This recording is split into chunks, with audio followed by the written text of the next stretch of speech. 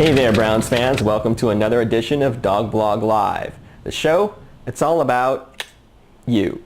Woo, me, Yeah, you, dog. Well, here we are, week one of the regular season, and first up on the Browns dance card, those pesky Steelers.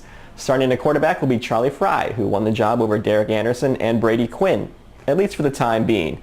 Now in his latest podcast, the Plain Dealer's Tony Grossi says how the Browns do this season will depend largely on who's under center.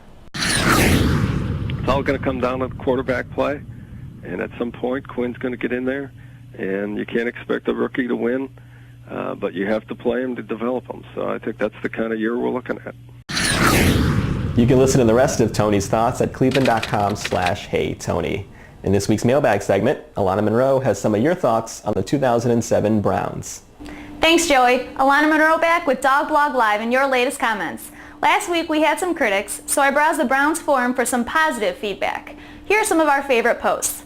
C-Town Fan 958 says, with the way the Browns preseason went and the solid plays made by Frye and Quinn during those games, the Browns are more than ready to face Pittsburgh.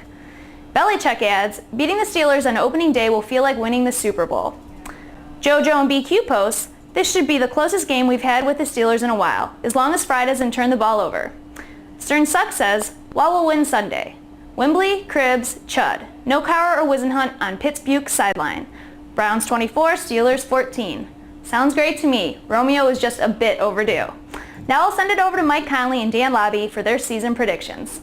Thanks a lot, Alana. Well, Dan Lobby alongside Mike Conley back for another week of talking Browns football with you, the best fans in the NFL. I don't care what those other folks say.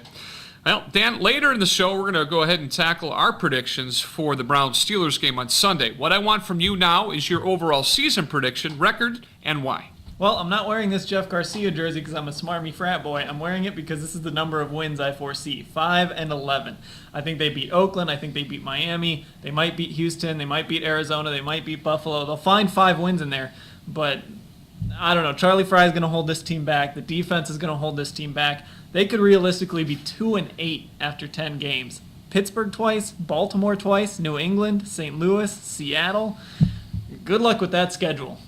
Well, I'm going to do one better than you. I'm going to say they're going to be 6-10, and this is why. Their defensive line has a lot of veterans on it that are getting older. I mean, Ted Washington. I mean, come on. Let's face it, folks. This guy is past his prime by about 6 or 7 years.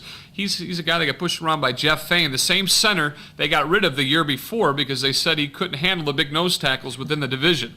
Well, we got one of those big nose tackles, and it's just a little too late for that to happen. If you can't defend against the run, you're not going to win ball games, and you hit it right on the head. Charlie Frye, not an NFL quarterback.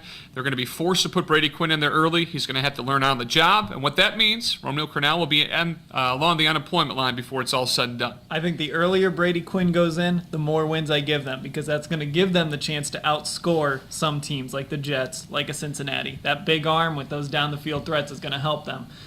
Still, that's maybe good for 1, maybe 2 more wins. 5-11, 6-10. Now it's time for you, the fans, to have your say.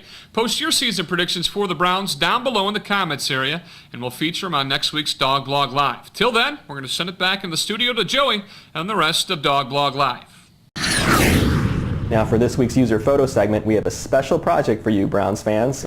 You've seen them at games, fans wearing their Courtney Brown or Jeff Garcia jerseys, making you wonder what caused them to buy a Quincy Morgan jersey in the first place, and then wear it to a game in 2007. Well, it's time to wear that jersey with pride. Send a photo of yourself wearing the jersey of the most mediocre Browns player of yore, and we'll feature it in an upcoming show. One rule: no Tim Couch jerseys. It's too easy. Predictors. Browns making competitive give fans reason to believe, at least for one more week. Steelers 23, Browns 20. As the late Johnny Cochran would say, if you start Charlie Frye, you will be denied. Steelers 24, Browns 17. I'm Johnny Optimism here today to tell you the Browns will lose. Steelers 28, Browns 13. Sorry, Browns fans.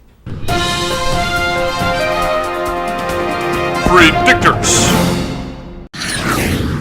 That does it for this week. Stay tuned next time when we look ahead to the Bengals game.